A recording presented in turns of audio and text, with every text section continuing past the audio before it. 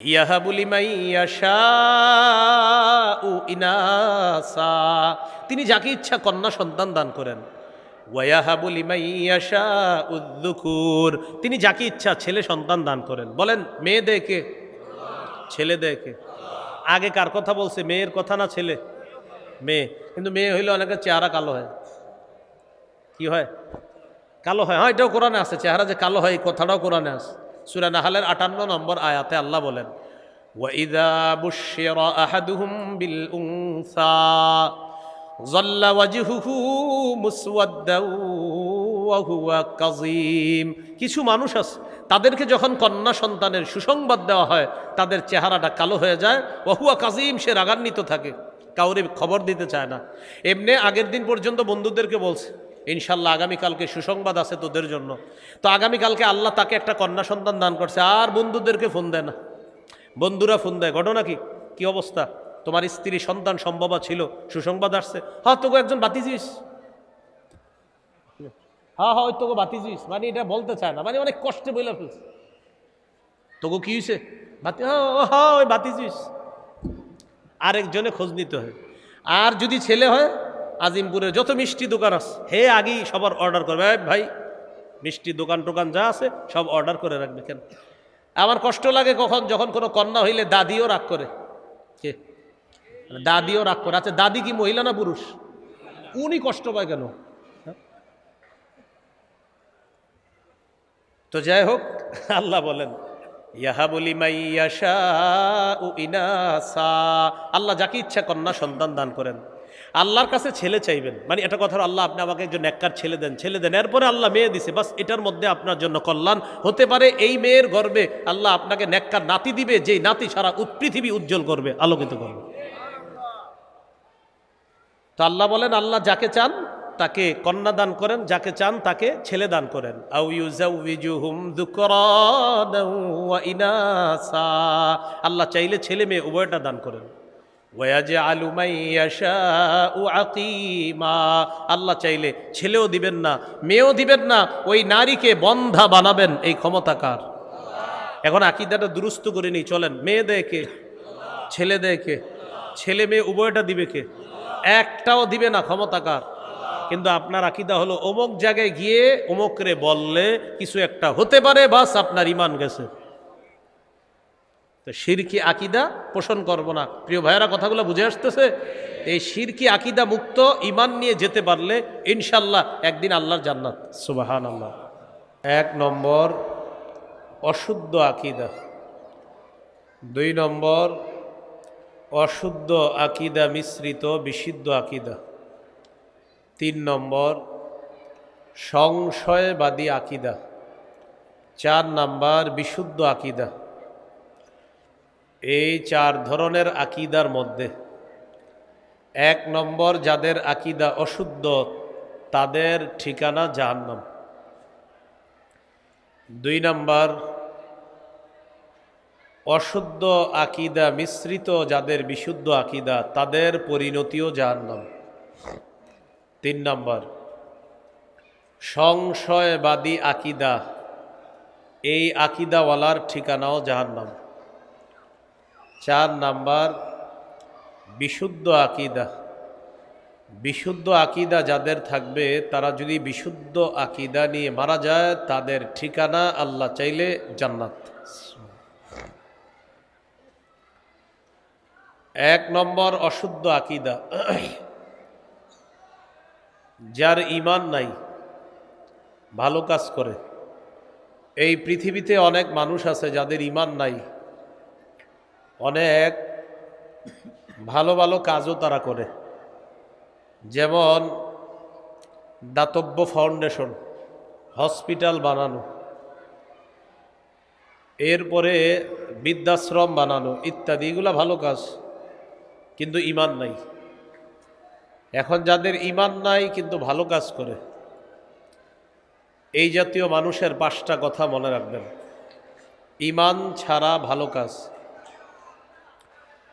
1 নম্বর ঈমান ছাড়া ভালো কাজ মানে হলো দুনিয়াতে তাদের সকল চেষ্টা প্রচেষ্টা ব্যর্থ, আখেরাতে কিয়ামতের ময়দানে আল্লাহ তাদের কোনো ওজন সাব্যস্ত করবেন না, ওজন নির্ধারণ করবেন না এই আমলের। সূরা কাহাফের 103, 104, 105 নম্বর আয়াতে আল্লাহ বলেন, কুল হাল নুনাব্বিউকুম বিল আখসারিনা আ'মালা الذين ضل سعيهم في الحياة الدنيا وهم يحسبون أنهم يحسنون صنعا।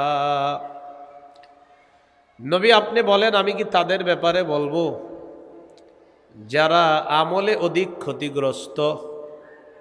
الذين ضل سعيهم في الحياة الدنيا وهم يحسبون أنهم يحسنون صنعا, যাদের সমস্ত প্রচেষ্টা ব্যর্থ অথচ তারা মনে করে তারা ভালো কাজ করে, ঈমান নাই কিন্তু কাজ করতেছে অনেক, তারা মনে করে তারা ভালো কাজ করে। আল্লাহ বলেন তাদের সকল চেষ্টা ব্যর্থ। উলাইকাল্লাযীনা কাফারু বিআয়াতি রাব্বিহিম ওয়া লিকাইহি ফাহাবিতাত আ'মালুহুম ফালা নুকিমু লাহুম ইয়াওমাল কিয়ামাতি ওয়াজনা। তারা ওই সমস্ত মানুষ যারা তাদের রবের আয়াতগুলাকে অস্বীকার করে, রবের সাথে সাক্ষাতের বিষয়টি অস্বীকার করে। ফালা নুকিমু লাহুম ইয়াওমাল কিয়ামাতি ওয়াজনা, ফলে আমি আল্লাহ কিয়ামতের দিন তাদের আমলের কোনো ওজন নির্ধারণ করব না, সাব্যস্ত করব না। কারণ এই আমল তো আমলই না, এটা ওজন হবে কি? ওজন ছাড়াই তাদের ঠিকানা জাহান্নাম, বলি নাউজুবিল্লাহ। ঈমান নাই। তাহলে 1 নাম্বার শিখলাম, ঈমান ছাড়া ভালো কাজ, দুনিয়াতে তাদের চেষ্টা প্রচেষ্টা ব্যর্থ, আখেরাতে তাদের আমলের কোনো ওজন সাব্যস্ত হবে না। 2 নম্বর, ঈমান ছাড়া ভালো কাজ মরুভূমির মধ্যে মরীচিকাকে পানি মনে করার মতো। মরুভূমির মধ্যে মরীচিকা, ওই মরীচিকা দূর থেকে আপনার কাছে মনে হবে পানি, কাছে গিয়ে দেখবেন পানি নেই, কিছুই নেই। তাহলে ঈমান ছাড়া ভালো কাজ মরুভূমির মধ্যে মরীচিকাকে পানি মনে করার মতো। সূরা নূরের 39 নম্বর আয়াতে আল্লাহ বলেন, ওয়াল্লাযীনা কাফারু আ'মালুহুম কাসারাবিম বিকিআতি ইয়াহসাবুহুজ যামআনু মা। যারা কাফের তাদের আমল হলো কাসারাবিন, মরীচিকার মতো, বিকিআ মরুভূমির মধ্যে মরীচিকার মতো, ইয়াহসাবুহুজ যামআনু মা, যেই মরীচিকাকে পিপাসার্ত ব্যক্তি পানি মনে করে। হাত্তা ইযা জাআহু লাম ইয়াজিদহু শাইআ, পিপাসার্ত ব্যক্তি মরীচিকাকে পানি মনে করে যখন পানির কাছে যায়, গিয়ে দেখে কিছুই না, তাহলে আবার বুঝেন যারা ঈমান ছাড়া ভালো কাজ করে মনে হবে অনেক কিছু করছে। ওই পিপাসার্ত ব্যক্তি মরুভূমির মধ্যে মরীচিকাকে পানি মনে করা যেমন ঈমান ছাড়া ভালো কাজ করা তেমন। বলেন মরীচিকা পানি মনে করা আসলে পানি? ঈমান ছাড়া ভালো কাজ আসলে কোনো কাজই না, কারণ ঈমান নাই।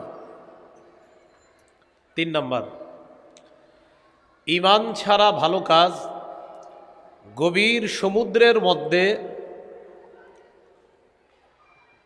গহীন অন্ধকারের মধ্যে, দেখেন গভীর সমুদ্র, এটার উপরে ঢেউ, ঢেউর উপর আরেকটা ঢেউ, উপরে হলো মেঘ, আবার রাতের অন্ধকার। বুঝেন, রাতের অন্ধকার, মেঘ, ঢেউ, আবার ঢেউ, এটার নিচে গভীর সমুদ্র। ওই সমুদ্রের মধ্যে আপনি আপনার হাতটা বের করছেন দেখার জন্য, দেখা যাবে? কঠিন কালো। তাহলে 3 নম্বর, ঈমান ছাড়া ভালো কাজ গভীর সমুদ্রে কঠিন অন্ধকারের মধ্যে কোনো ব্যক্তি তার হাত দেখার মতো। কঠিন অন্ধকারের মধ্যে হাত যেমন দেখা যায় না, তেমনিভাবে ঈমান ছাড়া ভালো কাজের কোনো ফলাফল দেখা যায় না। এ হলো 3 নম্বর দলিল। সূরা নূরের 40 নম্বর আয়াতে আল্লাহ বলেন, আও কাযুলুমাতিন ফি বাহরিল লুজ্জি ইয়াগশাহু মাওজুম মিন ফাওকিহি মাওজ মিন ফাওকিহি সাহাব যুলুমাতুম বা'দুহা ফাওকা বা'দ ইযা আখরাজা ইয়াদাহু লাম ইয়াকাদ ইয়ারাহা। যারা ঈমান ছাড়া ভালো কাজ করে তাদের এই ভালো কাজের দৃষ্টান্ত কাযুলুমাত, অন্ধকারের মতো, ঘনীভূত অন্ধকার, ঘন অন্ধকারের মতো। ফি বাহরিল লুজ্জিন, গভীর সমুদ্রের মধ্যে। ইয়াগশাহু মাওজুন, যেই সমুদ্রকে আচ্ছন্ন করে আছে ঢেউ। মিন ফাওকিহি মাওজুন, ঢেউর উপর আবার ঢেউ। মিন ফাওকিহি সাহাব, ওই ঢেউর উপর আবার মেঘ। তাহলে মেঘ, ঢেউ, ঢেউ, এই ঢেউয়ের নিচে আবার গভীর অন্ধকার সমুদ্রের মধ্যে। আল্লাহ বলেন যুলুমাতুম বা'দুহা ফাওকা বা'দ, অন্ধকারের উপর অন্ধকার। বলেন অন্ধকার কি একটা না একাধিক অন্ধকার? সমুদ্রের তলদেশের অন্ধকার, ঢেউয়ের অন্ধকার, আবার আরেক ঢেউয়ের অন্ধকার, আবার মেঘের অন্ধকার, আবার রাতের অন্ধকার। ইযা আখরাজা ইয়াদাহু লাম ইয়াকাদ ইয়ারাহা, কোনো ব্যক্তি যদি তার হাত বের করে দেখার জন্য, আল্লাহ বলেন তার হাত সে দেখবে না। ঠিক তেমনিভাবে কোনো মানুষ যদি ঈমান ছাড়া ভালো কাজ করে, এই ভালো কাজগুলাও দেখা যাবে না।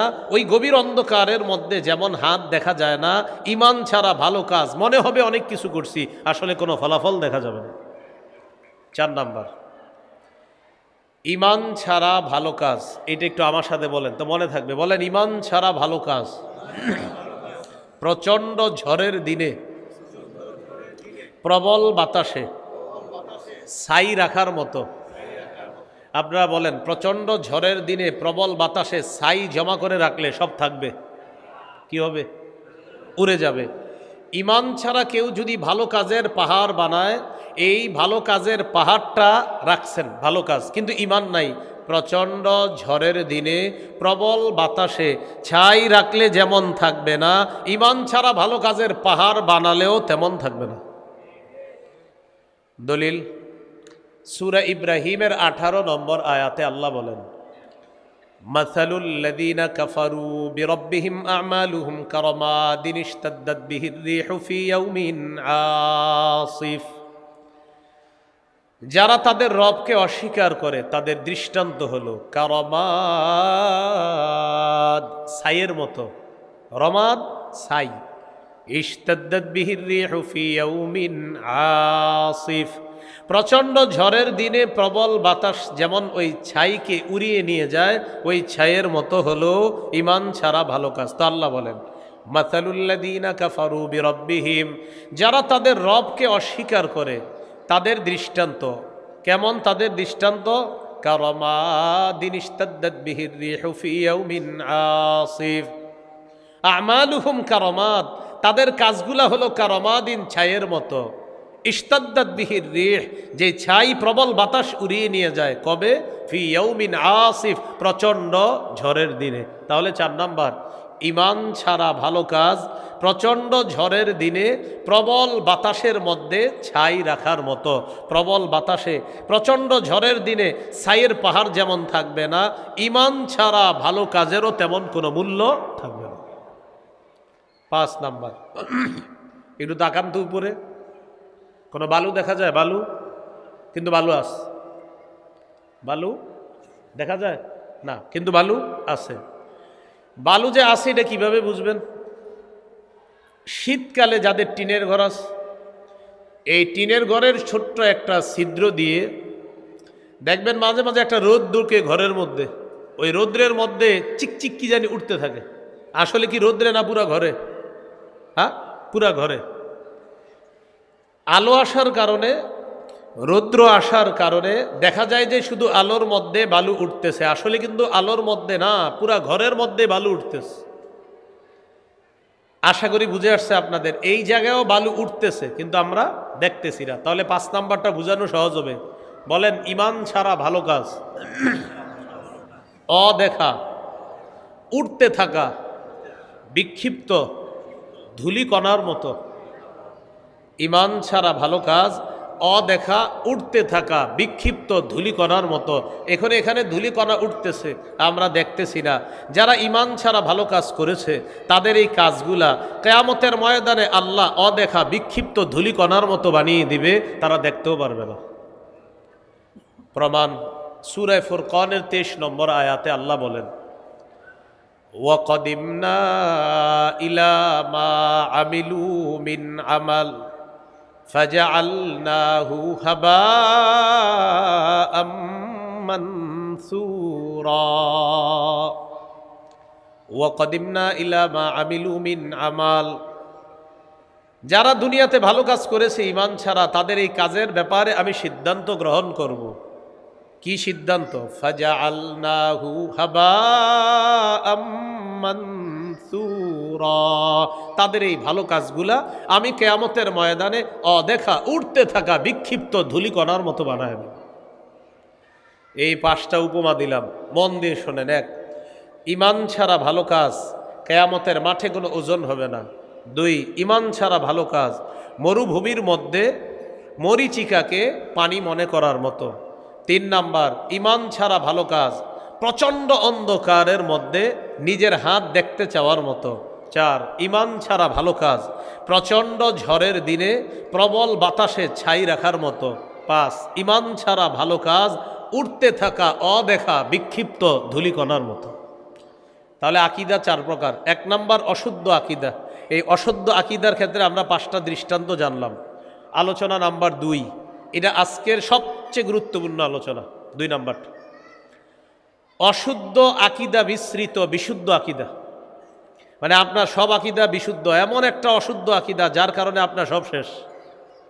যেমন কোরআনের 6236টা আয়াত, এই 6236 আয়াতের মধ্যে একজনে 6235টা আয়াত বিশ্বাস করে, একটা আয়াতের একটা অংশ শুধু সন্দেহ করে। ঈমান আছে না গেছে?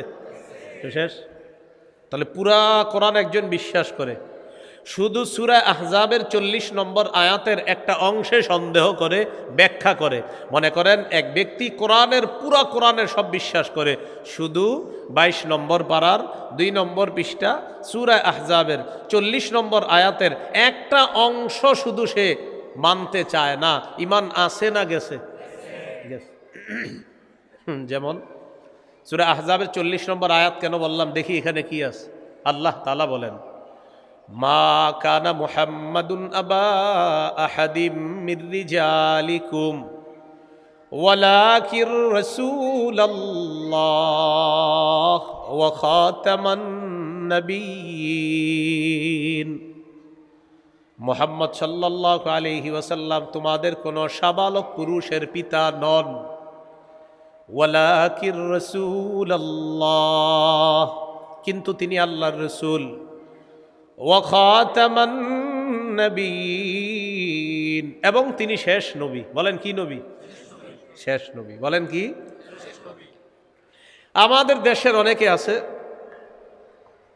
তাদের পোস্টারের উপরে লেখা লা ইলাহা ইল্লাল্লাহু মুহাম্মাদুর রাসূলুল্লাহ, তাদের অফিসের সামনে লেখা লা ইলাহা ইল্লাল্লাহু মুহাম্মাদুর রাসূলুল্লাহ, তাদের মসজিদের সামনে লেখা লা ইলাহা ইল্লাল্লাহু মুহাম্মাদুর রাসূলুল্লাহ।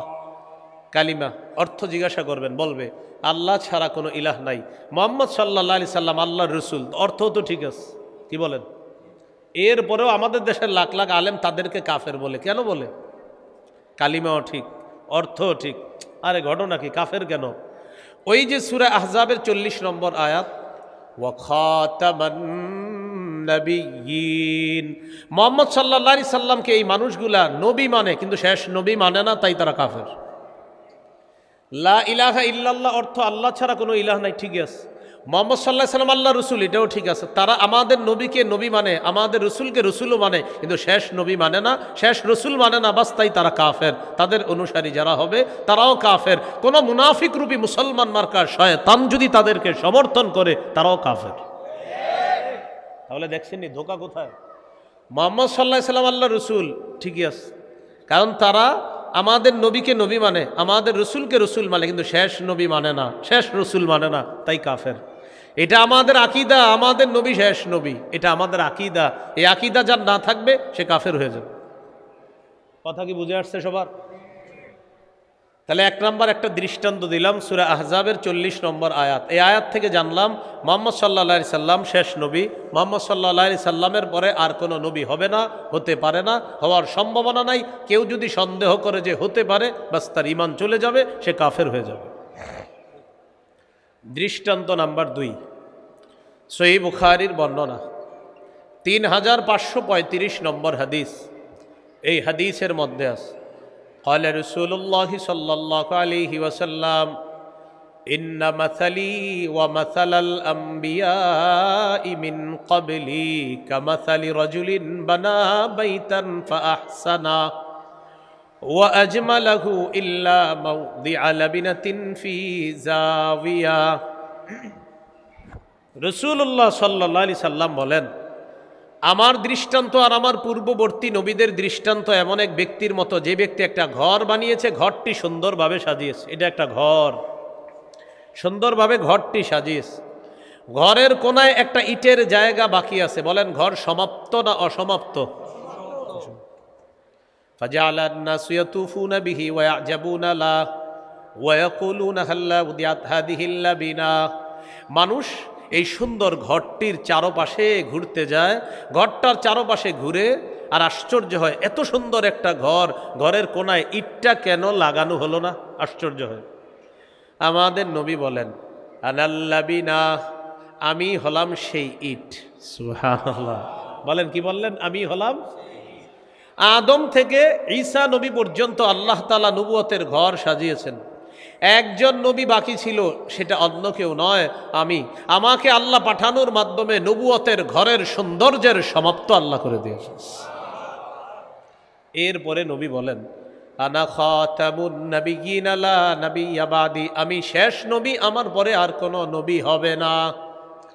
আমি শেষ নবী, আমার পরে আর কোনো নবী হবে না। তাহলে আমাদের নবীর পরে আর কোনো নবী নাই, নবী হবে না, হতে পারে না, হওয়ার সম্ভাবনা নাই। কেউ যদি সন্দেহ করে যে নবী হতে পারে, তার ঈমান চলে যাবে, সে কাফের হয়ে যাবে। দৃষ্টান্ত নাম্বার 3, সহিহ মুসলিম 523 নম্বর হাদিস। এই হাদিসের মধ্যে আছে, قال رسول الله صلى الله عليه وسلم فضلت على الأنبياء ب6। রাসূলুল্লাহ সাল্লাল্লাহু আলাইহি সাল্লাম বলেন, আমাকে শ্রেষ্ঠত্ব দেওয়া হয়েছে অন্যান্য নবীর উপর ব6, আলাদা 6টি বৈশিষ্ট্য দ্বারা। সুবহানাল্লাহ। বলেন তো, আমাদের নবীর স্পেশাল আলাদা কয়টি বৈশিষ্ট্য আছে? 6টি। আমি বলি, আপনারা একটু মন দিয়ে শোনেন, আশা করি মনে থাকবে। 1 নম্বর, উতিতু জাওয়ামিআল কালিম, আমাকে কম শব্দে ব্যাপক অর্থবোধক বাক্য বলার ক্ষমতা আল্লাহর পক্ষ থেকে দেওয়া হয়েছে। সুবহানাল্লাহ। আমি কথা বলবো কম, অর্থ হবে ব্যাপক, এটা আল্লাহ আমাকে দিয়েছেন। কি বলতেছে আমাদের নবী? আমি কথা বলবো কম, কিন্তু অর্থ হবে ব্যাপক। কম কথায় ব্যাপক অর্থবোধক সম্পন্ন কথা বলার যোগ্যতা আল্লাহর পক্ষ থেকে আমাকে দেওয়া হয়েছে। এই জন্য আমাদের নবীর এক এক কথা দিয়া 200-300 পৃষ্ঠার কিতাব হয়ে যায়। এক কথার ব্যাখ্যায় 200-300 পৃষ্ঠার কিতাব হয়ে যায়। 2 নাম্বার, ওয়ানুসিরতু বির-রু'বি, আমাকে প্রভাব দ্বারা সাহায্য করা হয়েছে। আমি কোনো জালেমের বিরুদ্ধে যখন লড়াই করার জন্য রওনা হব, 1 মাসের দূরত্বে বেঈমানদের অন্তরে আমার ব্যাপারে প্রভাব সৃষ্টি করে দেওয়া হয়। 3 নাম্বার, ওয়া উহিল্লাত লিয়াল গনাইম, আমার জন্য যুদ্ধলব্ধ গনিমতের সম্পদ বৈধ করে দেওয়া হয়েছে। অতীতের উম্মত জিহাদলব্ধ যেই সম্পদ, এটা তাদের জন্য বৈধ ছিল না। আমার জন্য যুদ্ধলব্ধ গনিমতের সম্পদ আমার আর আমার উম্মতের জন্য আল্লাহর পক্ষ থেকে বৈধ করে দেওয়া হয়েছে। 4 নাম্বার, ওয়াজুইলাত লিয়াল আরদু মাসজিদান ওয়া তাহুরা, সারা পৃথিবীর জমিনটা আমার জন্য পবিত্রতার মাধ্যম এবং সেজদার স্থান বানিয়ে দেওয়া হয়েছে। আইয়ুমা রাজুলিম মিন উম্মতি আদরাকাতহুস সালাহ, আমার কোনো উম্মত নামাজের সময় যদি হয়, আশেপাশে যদি ইবাদতখানা না পায়, ওই পবিত্র জমিনেই সে নামাজ পড়বে, আল্লাহ তার নামাজ কবুল করে নেবেন। 5 নাম্বার, ওয়া উরসিলতু ইলাল খালকি কাফা, সারা পৃথিবীর গোটা জাতির জন্য, গোটা জগতের জন্য আমাকে নবী হিসাবে পাঠানো হয়েছে। 6 নাম্বার, ওয়া খতিমা বিয়ান নাবিয়্যুনা, এই অনুবাদটা সবাই মিলে করি, বলেন আমার মাধ্যমে নবুয়তের দরজা বন্ধ করে দেওয়া হয়েছে। এটা 6 নাম্বার। ওয়া খুতিমা বিয়ান নাবিয়্যুনা, আমার মাধ্যমে নবুয়তের ধারাবাহিকতা এটা বন্ধ করে দেওয়া হয়েছে। আমার পরে নতুন করে আর কোনো নবী আল্লাহ বানাবেন না, পাঠাবেন না। আমি শেষ নবী, আমার পরে আর কোনো নবী নেই। সুবহানাল্লাহ। এই গেল 3 নাম্বার দৃষ্টান্ত। দৃষ্টান্ত নাম্বার 4, তিরমিজির হাদিস 2272 নম্বর হাদিস। এই হাদিসের মধ্যে আছে, ক্বালা রাসূলুল্লাহ সাল্লাল্লাহু আলাইহি ওয়াসাল্লাম, লা তাকুমুস সাআ হাত্তা তালহাকা ক্বাবাইলু মিন উম্মতি বিল মুশরিকিনা ওয়া হাত্তা ইয়াবুদুল আওসান। রাসূলুল্লাহ সাল্লাল্লাহু আলাইহি সাল্লাম বলেন, কিয়ামত ততক্ষণ হবে না যতক্ষণ আমার উম্মতের একদল মুশরিকদের সাথে মিলিত না হবে আর তাদের ইবাদতে শরীক না হবে। মানে আমার উম্মতের একদল মুশরিকদের সাথে মিলবে, আবার তাদের যে পূজা আছে, তাদের যে ইবাদত আছে, ওই ইবাদতে তারা শরীক হবে। মানে তাদের ধর্মীয় উৎসবে আমার উম্মতের একদল শরীক হবে। এর আগ পর্যন্ত কিয়ামত হবে না। এখন তো আমাদের দেশে এই অবস্থা, আমরা সম্প্রীতির নামে এমন এক পর্যায়ে চলে যাই মাঝে মাঝে যেন শিরিকের মধ্যে আমরা ডুবে যেতে চাই। এটা শরীক না, এটা তো অন্যায়, এটা ঠিক না। শিরিককে শুভেচ্ছা না জানালে যেন এটা কোনো আপনার শুভেচ্ছাই হবে না। আল্লাহ হেফাজত করেন। এই গেল আপনার রাসূল সাল্লাল্লাহু আলাইহি সাল্লাম বললেন, আমার উম্মতের একদল মুশরিকদের সাথে মিলিত হবে, মিলিত হয়ে তাদের ইবাদতে অংশগ্রহণ করবে।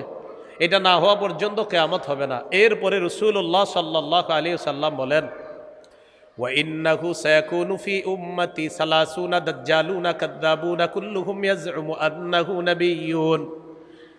আমার পরে আমার উম্মতের মধ্যে 30 জন মিথ্যাবাদী দাজ্জাল আবির্ভাব ঘটবে। এই প্রত্যেকে দাবি করবে সে নবী, প্রত্যেকে দাবি করবে সে নবী। শোনো, আন্নাহু লা নাবিয়্যা বাদি, আমার পরে আর কোনো নবী হবে না, নবী নাই, নবী হবে না, নবী হতে পারে না। তাহলে আমাদের নবীর পরে আর কোনো নবী আসবে না। বললেন না, হবে না, বলেন আসবে না, বলেন হবে না, সবাই বলেন হবে না। বলেন আমাদের নবীর পরে আর কোনো নবী হবে না। ঈসা নবী আমাদের নবীর আগে নবী হয়েছেন মৃত্যুবরণ করার জন্য।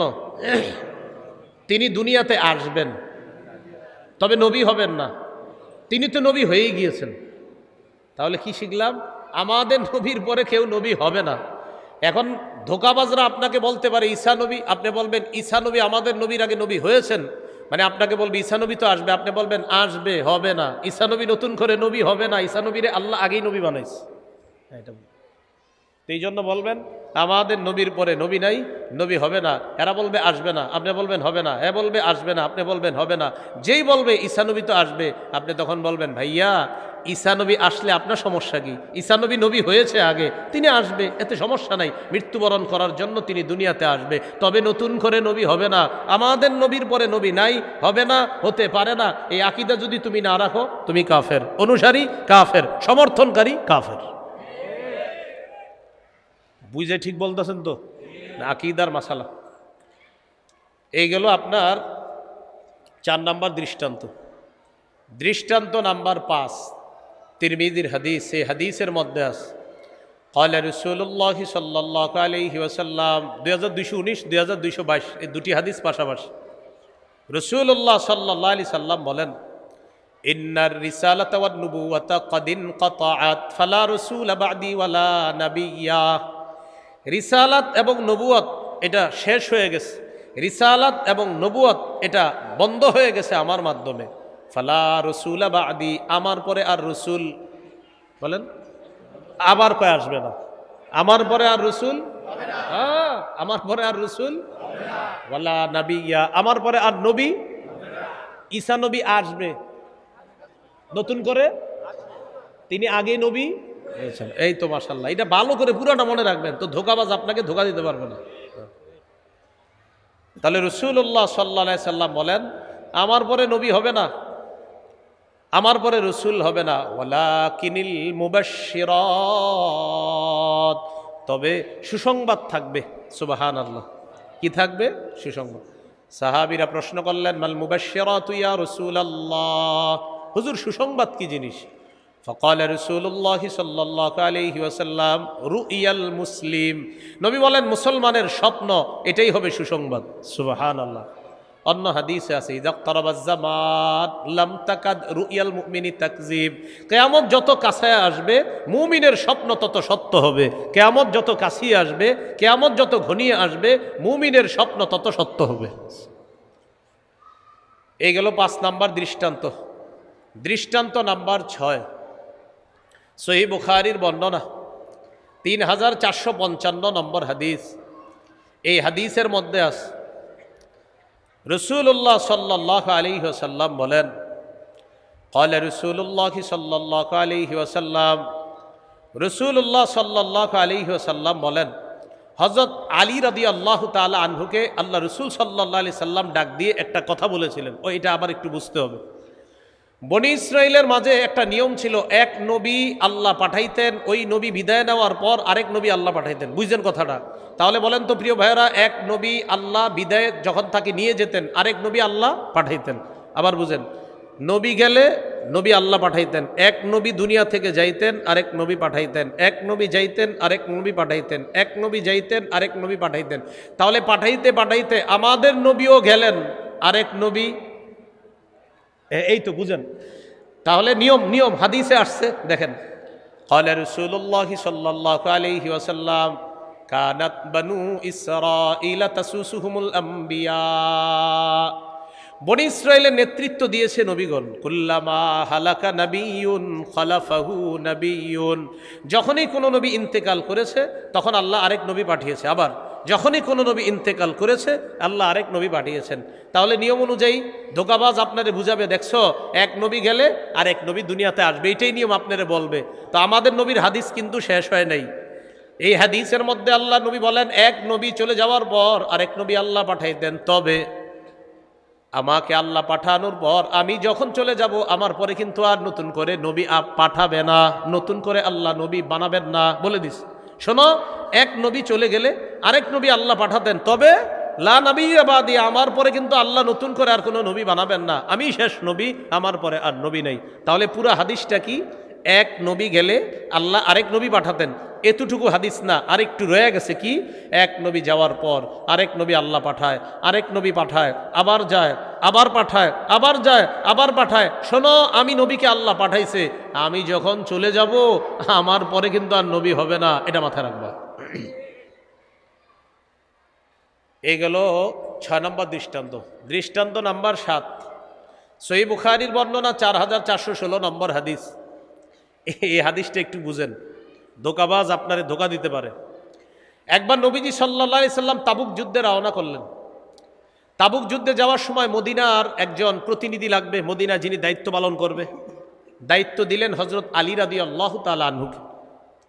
প্রিয় ভাইয়েরা, নবী তাবুক যুদ্ধে যাওয়ার সময় মদিনার দায়িত্ব কাকে দিলেন? তো আলী রাদিয়াল্লাহু তাআলা আনহু বললেন, হুজুর আমারে নারী আর শিশুদের মাঝে আপনি রাইখে গেলেন এদের দায়িত্ব পালন করার জন্য, আর আপনারা জেহাদে যাবেন, সাহাবারা তো সবাই জেহাদে যাইতে চেত, হুজুর আমারে নারী আর শিশুদের মাঝে রেখে গেলেন। তখন নবীজি বললেন, আলী তুমি কি চাও না হারুন নবীর স্থলাভিষিক্ত হতে? মুসা নবী হারুন নবীকে রেখে গিয়েছিলেন, আমিও তোমাকে রেখে যাচ্ছি। হারুন নবী যেমন মুসা নবীর প্রতিনিধি হয়ে দায়িত্ব পালন করেছে, তুমিও আমার প্রতিনিধি হয়ে হারুন নবীর মতো দায়িত্ব পালন করতে চাও না? হযরত আলী রাদিয়াল্লাহু তাআলা আনহুকে নবী এটা বললেন। এখন দেখেন হাদিস শেষ হয় না, কি বোঝা যায়? মুসা নবীর প্রতিনিধি হয়ে দায়িত্ব পালন করতেছেন কোন নবী? হারুন। তাহলে মুসা নবীর স্থলাভিষিক্ত হলেন কে? হারুন নবী। বলেন পুরাটা হারুন। আমাদের নবীর স্থলাভিষিক্ত হলেন কে? হযরত। তাহলে হারুন নবী, বলেন হারুন নবী, হারুন। তো তার জায়গায় হযরত আলী। এই তো ধোঁকাবাজ আপনারে বলবে, দেখছো হারুন নবী আর আমাদের নবী বলছে আলী, তুমি হারুনের মতো হতে চাও না? তার মানে নবী বলতে চায় যে আলীকে, আলী তুমি কি হারুন নবীর মতো হতে চাও না? নবী হাদিস শেষ করে নাই, হাদিসের শেষে বলতেছে, আলী শোনো, হারুন নবী কিন্তু নবী, তুমি কিন্তু নবী না, তুমি আমার দায়িত্ব পালন করবা, তবে তুমি সাহাবী। এবার হাদিসটা শোনেন, বুখারীর 4416 নম্বর হাদিস। রাসূলুল্লাহ সাল্লাল্লাহু আলাইহি সাল্লাম তাবুকে রওনা করলেন। ইস্তাখলাফা আলী, আলী রাদিয়াল্লাহু তাআলা আনহুকে খলিফা বানায়া গেলেন। নবীজি সাল্লাল্লাহু আলাইহি সাল্লামের সাহাবী হযরত আলী বললেন, আতুখাল্লিফুনি ফিস সিবিয়ানি ওয়ান নিসা, ইয়া রাসূলুল্লাহ, আমাকে আপনি নারী আর শিশুদের মধ্যে রেখে যাচ্ছেন। নবীজি বললেন, আলা তারদা আন তাকুনা বিমানজিলাতি হারুন মিন মূসা, আলী তুমি কি হতে চাও না মুসা নবীর যেমন হারুন নবী স্থলাভিষিক্ত হয়েছিলেন, তুমি কি তেমনি ভাবে আমার স্থলাভিষিক্ত হতে চাও না? সাথে সাথে নবী বলে দেন, আলী হারুন কিন্তু নবী, তুমি আমার স্থলাভিষিক্ত হারুন নবীর মতো, তবে তুমি কিন্তু নবী না, তুমি সাহাবী। শেষে বলে দিলেন, লা নাবিয়্যা বাদি, আমার পরে কিন্তু আর কোনো নবী হবে না, আমার পরে কোনো নবী হবে না। আলী তুমি কিন্তু আমার প্রতি আমার দায়িত্ব পালন করবা, এর মানে এই না তুমি নবী। হারুন তিনি নবী, মুসা তিনি নবী, আমি নবী, আর আলী তুমি কিন্তু সাহাবী, তুমি দায়িত্ব পালন করবা। হারুন নবীর মতো তোমাকে বললাম, এর মানে তুমি কিন্তু নবী না, তুমি সাহাবী, আমার পরে আর নবী নাই, নবী হবে না। এগুলো 7 নাম্বার দৃষ্টান্ত। দৃষ্টান্ত নাম্বার 8, সহিহ বুখারীর বর্ণনা, 3532 নম্বর হাদিস। এই হাদিসের মধ্যে আছে আমাদের নবীর একটা নাম আছে, এই নামের মধ্যেই প্রমাণ করে তিনি শেষ নবী, তারপরে আর নবী হবে না। সুবহানাল্লাহ। قال رسول الله صلى الله عليه وسلم لي 5 أسماء, নবীজি বলেন আমার 5টি নাম আছে। বলেন কয়টি নাম? 1 নম্বর আনা আহমদ, আনা মুহাম্মদ, আমার নাম মুহাম্মদ সাল্লাল্লাহু আলাইহি সাল্লাম। 2 নম্বর ওয়া আনা আহমদ, আমার নাম আহমদ সাল্লাল্লাহু আলাইহি সাল্লাম। 3 নম্বর ওয়া আনাল মাহি আল্লাযী ইয়ামহুল্লাহু বিল কুফরা, আমি মাহি, মাহি মানে যে মুছে দেয়, মিটিয়ে দেয়, আমার মাধ্যমে আল্লাহ কুফর শিরিক মিটিয়ে দিবে। 4 নম্বর ওয়া আনাল হাশিরুল্লাযী ইউহশারুন নাসু আলা কাদামাইয়া, আমার নাম হাশির সাল্লাল্লাহু আলাইহি ওয়াসাল্লাম, আমার চারপাশে কিয়ামতের ময়দানে আল্লাহ তাআলা সকল মানুষকে সমবেত করবেন। আমার নাম হাশির, হাশির মানে কিয়ামতের ময়দানে সমস্ত মানুষকে আমার চারপাশে সমবেত করা হবে। 5 নাম্বার ওয়া আনাল আকিব, আমি সর্বশেষ আগমনকারী নবী। ওয়া আনাল আকিব, আমি সর্বশেষ আগমনকারী নবী। তাহলে আমাদের নবীর নাম থেকেও বোঝা যায় আমাদের নবী শেষ নবী, তারপরে আর কোনো নবী হবে না। এগুলো আজকের দ্বিতীয় আলোচনা, মনে আসেনি আপনাদের? 1 নম্বর আলোচনা অশুদ্ধ আকিদা, কয়টা দৃষ্টান্ত গেছিল? 5টা। 2 নম্বর আলোচনা অশুদ্ধ আকিদা মিশ্রিত বিশুদ্ধ আকিদা, দৃষ্টান্ত গিয়েছে 8টা। 3 নম্বর সংশয়বাদী আকিদা। কি আকিদা? সংশয়বাদী আকিদা কাকে বলে? ভাই আপনি কি আখেরাত বিশ্বাস করেন? তো বলে হতেও পারে, নাও হতে পারে, 50-50 চান্স। নাউজুবিল্লাহ পড়েন। এগুলা সাধারণত কারা বেশি করে? অনেকে দেখবেন টক শোতে যায়, টক শো, ওখানে যাওয়ার পর উনি ইংরেজি পারে, মাশাল্লাহ, এটা ভালো গুণ একটা। তো ইংরেজি পারতে হইলে অনেক সময় দেখবেন এমন মানে উনি ইংরেজিতে কিছু ইংরেজি বলে আর বুঝায় যে আখেরাত বলতে এগুলো আসলে কিছু আছে বলতে আমার বিশ্বাস হয় না, তো 2-4টা ইংরেজি বলে আর বুঝায় আমি কিন্তু অনেক শিক্ষিত, এরকম। মানে এটা ওনাদের এরকম। তোমার মানসিকতা হতে পারে এরকম। তো তোমার বলবে আর কি, ভাই আপনি আখেরাত বিশ্বাস করেন? আই ডোন্ট বিলিভ ইট, এরকম একটা ইংরেজি মাইরা দেয় আর কি। এখন ওনার ধারণা হলো আমি যে ইংরেজিটা বললাম আমি কিন্তু অনেক বড় একজন শিক্ষিত, আর উনি এরকম মনে করে টুপি দাড়িওয়ালা, এরা কি আর কিছু বুঝবে? কিন্তু এটা ওনার মাথায়ও নাই। টুপি দাড়িওয়ালা অনেকে ওনার চেয়ে আরও সুন্দর ইংরেজি বলতে পারবে ঘন্টার পর ঘন্টা। তো যাই হোক, সেটা অন্যদিকের আলোচনা। তো এখন ওনার উদ্দেশ্য হলো উনি ভাবতেছে যে ইংরেজিটা একটা বললাম, তো বললাম যে না আখেরাত হবে কি হবে না, এগুলো 50-50 চান্স, হতেও পারে নাও হতে পারে। নাউজুবিল্লাহ পড়েন। এটাকে বলে সংশয়বাদী আকিদা। কি আকিদা? এই ব্যক্তির পরিণতি জাহান্নাম। এই ব্যক্তির ঠিকানা কোথায়? জাহান্নাম। 25 নম্বর পারা, 20 নম্বর পৃষ্ঠা, সূরা জাসিয়া 32 থেকে 35 নম্বর আয়াতে আল্লাহ বলেন, وَإِذَا قِيلَ إِنَّ وَعْدَ اللَّهِ حَقٌّ وَالسَّاعَةُ لَا رَيْبَ فِيهَا, যখন বলা হয় আল্লাহর ওয়াদা সত্য, কিয়ামত এতে কোনো সন্দেহ নাই, তখন তোমাদের একদল সংশয়বাদী মানুষ জবাব দিতা, কুলতুম মা নাদরি মাস-সাআহ, তখন তোমরা সংশয়বাদীরা বলতা কিয়ামত কি জিনিস আমরা জানি না। ইন্নাজুন্নু ইল্লা যান্না, আমরা শুধু ধারণা রাখি। নাউজুবিল্লাহ পড়েন। কি রাখে? ধারণা। যেমন আপনাদের এলাকার কেউ বললেন আমি আপনাকে জিজ্ঞাসা করলাম, ভাই কেয়ামতের মাঠ হবে বিশ্বাস করেন? তখন আপনি বললেন কি, হ্যাঁ রসুলবাগের খতিব সাহেব বলছে, গোলাপ শাহ মসজিদের খতিব সাহেব বলছে, এই জন্য হইলে হইতেও পারে, না হইলে নাই, নাউজুবিল্লাহ। হ্যাঁ, যে ওনারা জুমার নামাজে বলছে কেয়ামত হবেই হবে, আপনি বললেন হতেও পারে, নাও হতে পারে, ইমান চলে গেছে, ঠিকানা জাহান্নাম।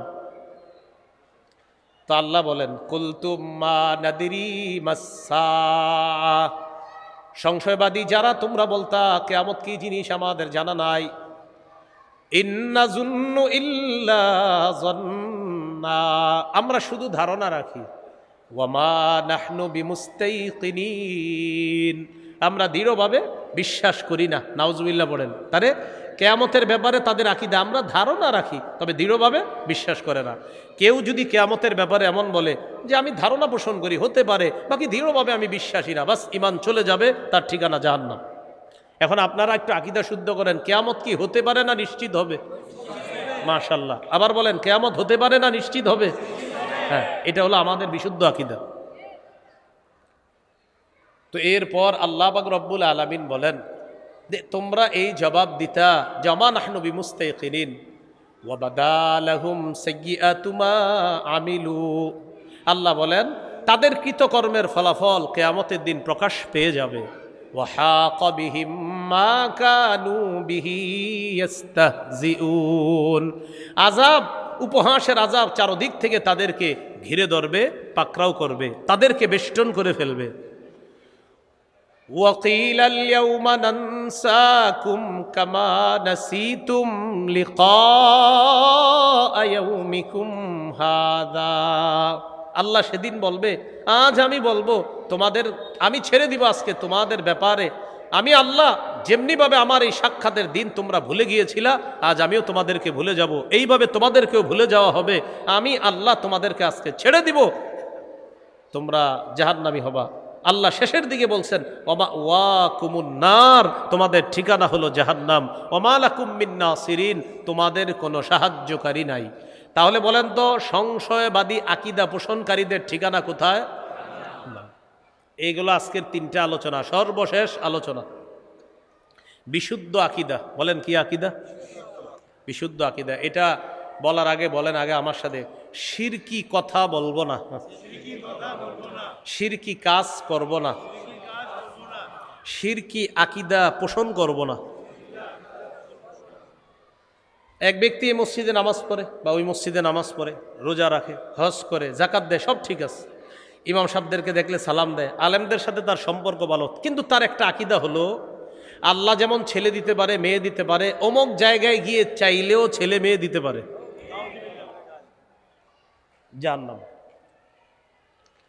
এই যে একজন ব্যক্তি নামাজ পড়ে, রোজা, মানে ওনার মাশাআল্লাহ ভালো, কিন্তু ওনার অন্তরে এরকম একটা বিষয় আছে যে হুজুর আপনারা যাই বলেন, অমুক জায়গায় গেলেও কিছু চাইলে পাওয়া যায়, এটা আপনার আকীদা, বাস শেষ, সব শেষ।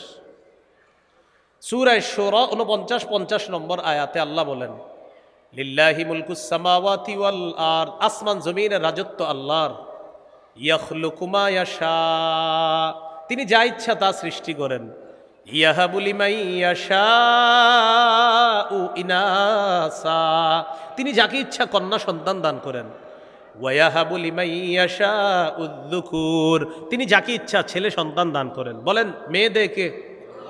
ছেলে দেয় কে? আগে কার কথা বলছে, মেয়ের কথা না ছেলে? মেয়ে। কিন্তু মেয়ে হইলে অনেকের চেহারা কালো হয়। কি হয়? কালো হয়। হ্যাঁ, এটাও কোরআনে আছে, চেহারা যে কালো হয় এই কথাটাও কোরআনে আছে।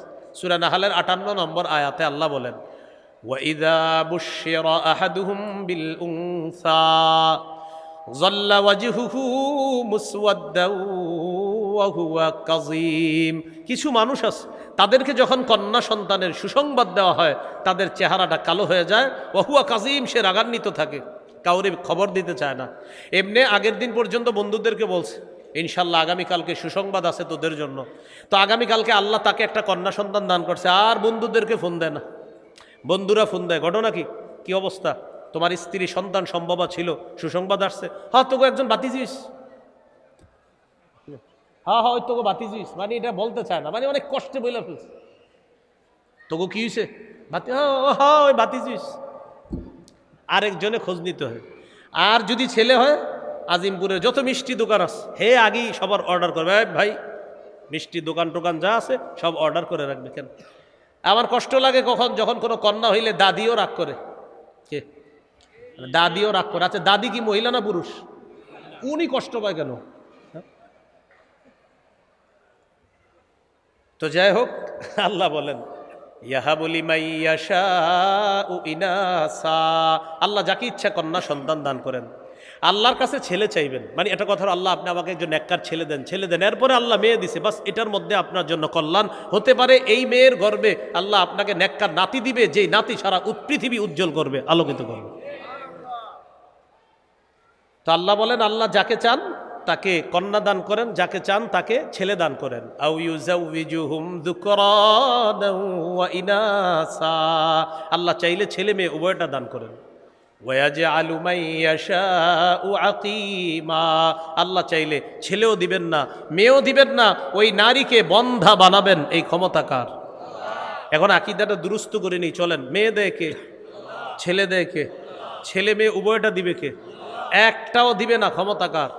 কিন্তু আপনার আকীদা হলো অমুক জায়গায় গিয়ে অমুকরে বললে কিছু একটা হতে পারে, বাস আপনার ঈমান গেছে।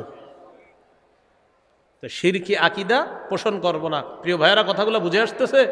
এই শিরকি আকীদা মুক্ত ঈমান নিয়ে যেতে পারলে ইনশাল্লাহ একদিন আল্লাহর জান্নাত। সুবহানাল্লাহ। সহিহ বুখারী 1237 নম্বর হাদিস, ছোট হাদিস। সহিহ বুখারী 6443 নম্বর হাদিস, বড় হাদিস। দোনো হাদিসের বিষয়বস্তু এক, একটা একটু বড় আর একটা একটু ছোট। কোনটা শুনবেন, বড়টা না ছোটটা? আচ্ছা ঠিক আছে, বড়টাই বলি। একই বিষয়বস্তু। তো বড়টা হইলে পুরোটা পাইলেন, ছোটটা হইলে একটু পাইবেন আর কি। তো বড়টা শুনেন। রাসূল সাল্লাল্লাহু আলাইহি সাল্লামের একজন সাহাবী আবু যর গিফারী রাদিয়াল্লাহু তাআলা, তিনি বলেন একদিন রাতের বেলা রাসূল সাল্লাল্লাহু আলাইহি সাল্লাম মাঠে হাঁটতেছে, একটা খোলা ময়দানে হাঁটতেছে, চাঁদের আলোতে আল্লাহ রাসূল হাঁটতেছে সাল্লাল্লাহু আলাইহি সাল্লাম। আমি যখন নবীকে দেখলাম নবী একা হাঁটতেছে, আমি ভাবলাম নবী মনে হয় একা হাঁটাটাই পছন্দ করতেছে, তাই আমি দূরে দূরে হাঁটতেছি, মানে দূরে দূরে আমি হাঁটি আর দেখি নবীজি কোথায় যায়। কথাটা একটু বোঝার চেষ্টা করবেন। নবী একা হাঁটে, আমি দূরে হাঁটি, কাছে যাই না কেন? আমি ভাবলাম আল্লাহ নবী মনে হয় একা হাঁটাটাই পছন্দ করতেছে, থাক নবী একাই হাঁটুক। ফালতাফাতা ইলাইয়া, হঠাৎ নবী আমার দিকে তাকাইলেন, এইভাবে তাকায় বললেন, মান, এই কে? দেশ গ্রামে রাতের অন্ধকারে পুকুরের এই পাশে আমি আছি, আরেক পাশে আপনি। তখন আমরা দেখবেন এরকম বলি, এই পুকুরের ওই পার কে? হ্যাঁ, এরকম বলি। আমাদের নবীজি সাহাবীরে দূর থেকে দেখে বললেন, মান, এই কে? আবু যর গিফারী রাদিয়াল্লাহু তাআলা আনহু বললেন, হুজুর আবু যর। ও আবু যর? জি হুজুর। তাআল, আরে এদিকে আসো। সুবহানাল্লাহ।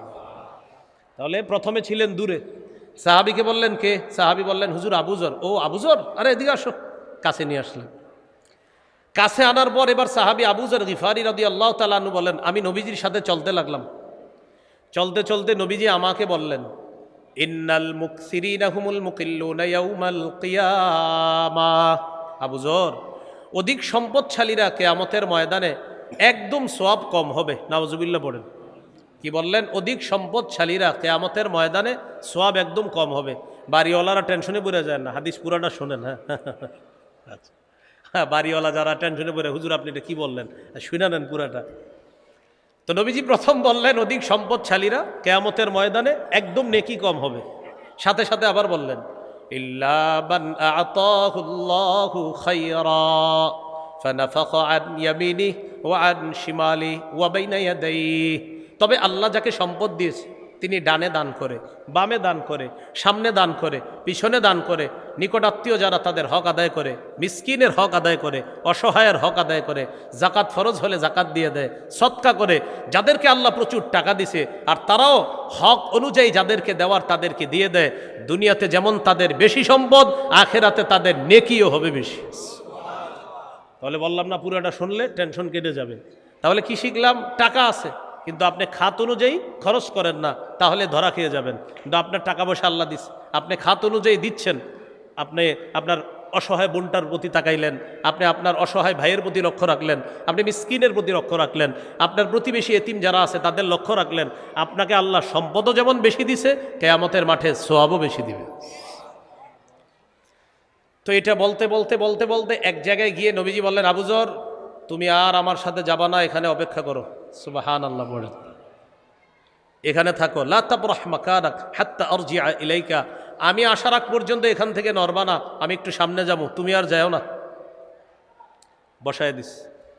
আবু যর গিফারি রাদিয়াল্লাহু তাআলা আনহু বলেন, আমি বসে রইছি, নবীজি যাইতেছে অন্ধকার, এক পর্যায়ে আর কিচ্ছু দেখি না, নবীজি যাইতে আমার চোখের দৃষ্টির সীমানার বাহিরে চলে গেছে, দৃষ্টির আড়ালে চলে গেছে। আমি নবীকে আর দেখি না, নবী আমারে বলছে যা হবার হবে, নড়বা না। বসে রইছি, হঠাৎ একটা বিকট আওয়াজ আসছে, আওয়াজ শুই না আমি ভয় পেয়ে গেছি। ঘটনা কি, নবীজির কোনো বিপদ হইল কি না, আমি টেনশনে পড়ে গেলাম। সাথে সাথে আমি উঠলাম, নবীর কাছে যাব, মনে পড়ে গেল আবু যর যা হবার হবে নড়বা না, যা হবার হবে নড়বা না, এখানেই থাকবা তুমি। তো আমি বিকট আওয়াজ শোনার পর টেনশনে পড়ে গেলাম, নবীজি কোনো বিপদে পড়ে নাই তো, এটা হলো এক টেনশন। আবার যাইতে পারতেছি না, নবী বলছে তুমি নড়বা না, এখান থেকে বসে রইছি, পেরেশানি কাজ করতেছে, নবী আসে না কেন। তাহলে একসাথে তিনটা বিষয়, টেনশন লাগতেছে নবীর কিছু হলো কিনা, 2 নাম্বার যাইতে পারতেছি না, নবীর নিষেধ, 3 নাম্বার নবী আসে না কেন। এই তিনটা অবস্থা একসাথে হচ্ছে। অপেক্ষা করি, তাকায় রইছি যেদিকে গেছে, হঠাৎ দেখি আমার নবী কার সাথে যেন কথা বলতে গেলেন, একা আসতেছে, কার সাথে কথা বলতে বলতে আমার দিকে আসতেছে। সুবহানাল্লাহ। আমি অবাক হয়ে যাচ্ছি, কেন জানো, যার সাথে কথা বলতেছে তারে দেখি না, শুধু নবীরে দেখি। সুবহানাল্লাহ, এটা আরেকটা বিষয়, নবী কথা বলে কিন্তু যার সাথে বলে তারে দেখা যাচ্ছে না। আমার কাছে আসছে, আসার পর আমি তাড়াতাড়ি আমি বলতেছি, হুজুর হাদিস আসছে লাম আসবির, হুজুর আর সহ্য করতে পারতেছি না। কি হয়েছে তোমার? হুজুর আমি আর ধৈর্য ধরতে পারতেছি না, আমি সব আপনারে বলে ফেলি। বলো। আপনি যাওয়ার পরে একটা বিকট আওয়াজ উঠছে, আমি ভয় পেয়েছি। আপনি বলছেন আমার যাওয়া নিষেধ, যাইতে পারিনি। আপনি আসতে দেরি হয়েছে, আমার টেনশন লাগছে। হুজুর আসার সময় কথা বলতেছিলেন কার সাথে, কাউরে দেখি না, এগুলো আমার কেমন লাগতেছে, এই জন্য আমার একটু বলেন। রাসূলুল্লাহ সাল্লাল্লাহু আলাইহি সাল্লাম বললেন, তুমি যে বিকট আওয়াজ শুনছো, জিবরিল আমিন আজকে একটা অন্যভাবে দুনিয়াতে আসছে, আসার জন্য ওই পদ্ধতিতে আসার কারণে একটা বিকট আওয়াজ শুনেছো, এটা ভয়ের কিছু না, এটা জিবরিল আমিন আসার আওয়াজ। ঠিক আছে হুজুর, আপনি কথা বলতেছিলেন কার সাথে, ওইটাও দেখছো? জি হুজুর, আপনি যে কথা বলতেছিলেন, বারবার বলতেছিলেন যে এই অপরাধ করলেও বান্দা জান্নাতে যাবে, আপনি বারবার এরকম বলতেছিলেন, তো এটাও দেখছো? হ্যাঁ, জিবরিল আমিন আমাকে একটা কথা বলতেছিল যে আপনার উম্মত জান্নাতে যাবে এই করলে। তখন আমি জিবরাইলকে বলছিলাম, আচ্ছা জিবরিল, এই কারণে আমার উম্মত কি জান্নাতে যাবে? তখন জিবরিল বলছে হ্যাঁ। আমি আবার জিজ্ঞাসা করছি, আসলেই যাবে তো জিবরিল বলছে হ্যাঁ। তো হুজুর কি বলছে? তখন নবী বললেন, জিবরিল আমাকে সুসংবাদ দিতে বলছে উম্মতকে, কি? বাশির উম্মাতাকা আন্নাহু মান মাতা মিন উম্মাতিকা লা ইউশরিকু বিল্লাহি শাইআ দাখালাল জান্নাহ। নবী আপনি আপনার উম্মতকে সুসংবাদ দিয়ে দেন, আপনার উম্মতের যে শিরিক না করে মারা যাবে, জিবরিল আমিন বললেন আপনার ওই উম্মতকে সুসংবাদ দেন যে শিরিক করা ছাড়া মারা যাবে, সে যদি কোনো অপরাধের কারণে জাহান্নামে শাস্তি ভোগও করে, একদিন জাহান্নাম থেকে বের হয়ে সে পিওর ইমানের কারণে জান্নাতে চলে যাবে। বিশুদ্ধ ইমান, বিশুদ্ধ আকীদা, সামান্য।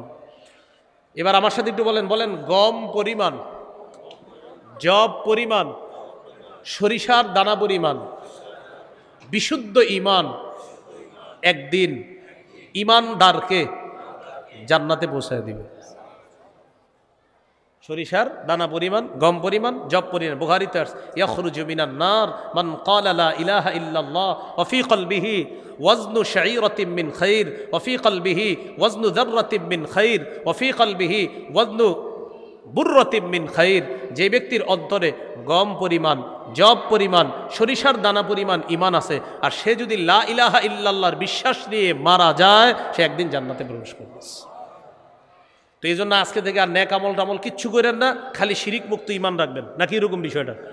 না, আমল তো করতে হবে, কিন্তু আমলের মধ্যে কোনো শিরিক আনা যাবে না। সূরা কাহফের 110 নম্বর আয়াতে আল্লাহ বলেন, ফামান কানা ইয়ারজু লিকা রাব্বিহ, যে ব্যক্তি তার রবের সাক্ষাৎ কামনা করে, ফালইআমাল আমালান সলিহা, সেজন্য নেক কাজ করে। 2, ওয়ালা ইউশরিক বিইবাদাতি রাব্বিহি আহাদা, তার রবের ইবাদতে যেন সে কাউকে শরিক না করে। সর্বশেষ একটা কথা একটু আমার সাথে বলেন লোক দেখানো ইবাদত, ছোট শিরিক, গোপন শিরিক, দাজ্জালের চেয়ে ভয়াবহ ফিতনা, লোক দেখানো ইবাদত। বুলুগুল মারাম হাদিসের কিতাব 440 নম্বর হাদিস, রাসূলুল্লাহ সাল্লাল্লাহু আলাইহি সাল্লাম বলেন, ইন্না আখওয়াফা মা আখাফু আলাইকুম আশ-শিরকুল আসগর আর রিয়া, আমি তোমাদের ব্যাপারে সবচেয়ে আশঙ্কা করি তোমরা ছোট শিরিকের মধ্যে লিপ্ত হয়ে যাবা, সেটা হলো লোক দেখানো ইবাদত।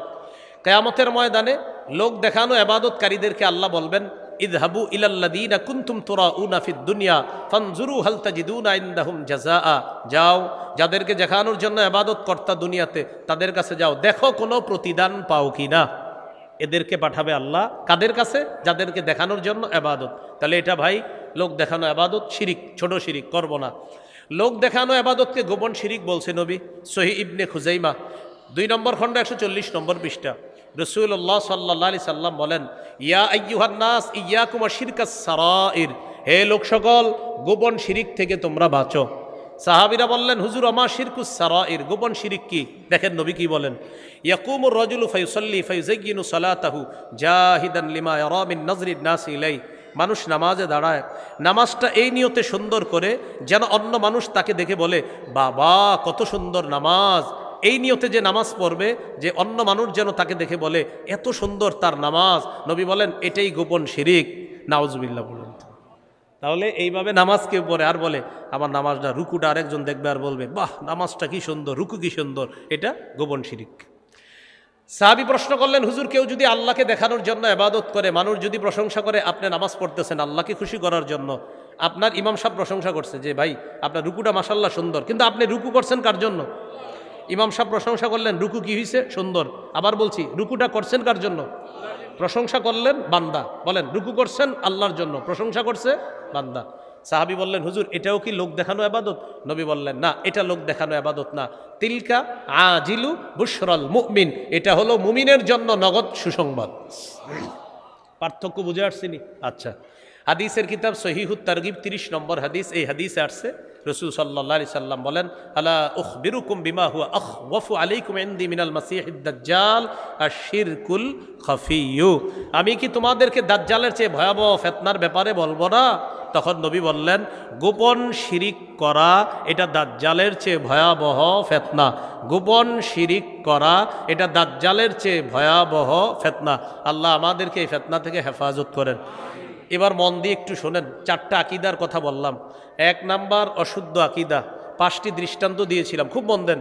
1, অশুদ্ধ আকীদা, ঈমান ছাড়া ভালো কাজ দুনিয়ার মধ্যে সব চেষ্টা প্রচেষ্টা ব্যর্থ, কিয়ামতের ময়দানে তার ওজনের কোনো সাব্যস্ত হবে না, ওজন সাব্যস্ত হবে না। সূরা কাহাফ 103 থেকে 105 নম্বর আয়াত। 2 নাম্বার, ঈমান ছাড়া ভালো কাজ মরুভূমির মধ্যে মরিচিকাকে পানি মনে করার মতো, সূরা নূর 39 নম্বর আয়াত। 3 নাম্বার, ঈমান ছাড়া ভালো কাজ কঠিন অন্ধকারের মধ্যে হাত দেখতে যাওয়া মতো, সূরা নূরের 40 নম্বর আয়াত। 4, ঈমান ছাড়া ভালো কাজ প্রচণ্ড ঝড়ের দিনে প্রবল বাতাসে ছাই রাখার মতো, সূরা ইব্রাহিম 18 নম্বর আয়াত। 5, ঈমান ছাড়া ভালো কাজ ওই যে অদেখা উড়তে থাকা বিক্ষিপ্ত ধূলিকণার মতো, সূরা ফুরকান 23 নম্বর আয়াত। আকীদা নাম্বার 2, অশুদ্ধ আকীদা মিশ্রিত বিশুদ্ধ আকীদা, যেমন আমার নবী নবী এটা অনেকেই মানে, কিন্তু আমার নবী শেষ নবী এটা যে মানে না, তার এই অশুদ্ধ আকীদার কারণে তার ঈমান নাই। সূরা আহজাব 40 নম্বর আয়াত, সূরা আহজাবের 40 নম্বর আয়াত মনে আসেনি? ওই যে খাতামান নবিয়্যিন।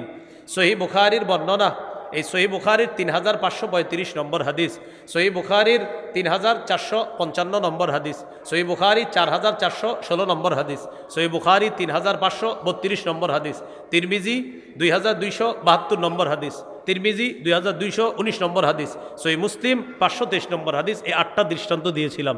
3, ঈমান ছাড়া আরেকটা হলো সংশয়বাদী আকীদা, হতেও পারে নাও হতে পারে, ঠিকানা জাহান্নাম, সূরা জাসিয়াত 32 থেকে 35 নম্বর আয়াত, 25 নম্বর পারা 20 নম্বর পৃষ্ঠা। 4, বিশুদ্ধ আকীদা শিরিক মুক্ত আকীদা যার থাকবে সে ইনশাল্লাহ একদিন জান্নাতে যাবে।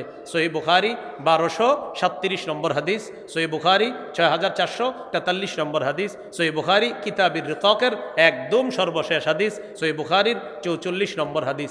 আল্লাহ আমাকে আপনাকে আমাদের সকলকে বিশুদ্ধ আকীদা নিয়ে যেন আমরা জান্নাতে গিয়ে একসাথে আবার সাক্ষাৎ করতে পারি, আল্লাহ তৌফিক দান করেন।